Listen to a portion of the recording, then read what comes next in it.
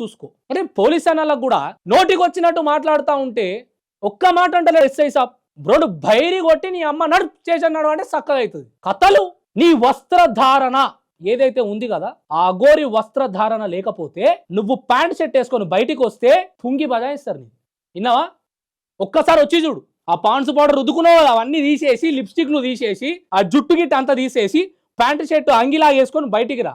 Paragon చెప్పులతో కొడతారు. నేను చెప్పుల దండలేస్తాను అంటున్నా. ఒక దగ్గర నాగసాధు అంటది, ఒక దగ్గర అఘోరి అంటది. పొలిటీషియన్ స్టాక్స్ కూడా కొన్ని విన్నాను నేను. వాళ్ళ దగ్గర నుంచి ఫండ్స్ వస్తాయి. ఇవిడ పూజల పేరుతో చేసేది కానీ ఇవిడికి ఏమీ రాదు. హిందూ సోదరులందరికీ, సోదరీమణులందరికీ ఒక చిన్న విషయం చెప్తా. మన సనాతన ధర్మం ఎప్పుడూ కూడా ఒకరి నాశనాన్ని కోరదు. మన నమ్మే దేవుడు ఎప్పుడు కూడా నువ్వు పూజలు చేస్తే నేను మంచిగా చూసుకుంటాను అన్నాడు. మన ధర్మమే చెప్తది కదా, మానవ సేవే మాధవ సేవ అని చెప్తా. నువ్వు ధర్మంగా ఉండు, నువ్వు నిజాయితీగా ఉండు, తప్పు చెయ్యకుండా ఉండు. ఒకరు నీ వల్ల ఏడవకుండా చూసుకో, మరి బాధకు కారణం నువ్వు కాకుండా చూసుకో. నీ అంతరాత్మ చెప్తుంది నువ్వు చేస్తుంది తప్ప ఒప్ప, అంతే.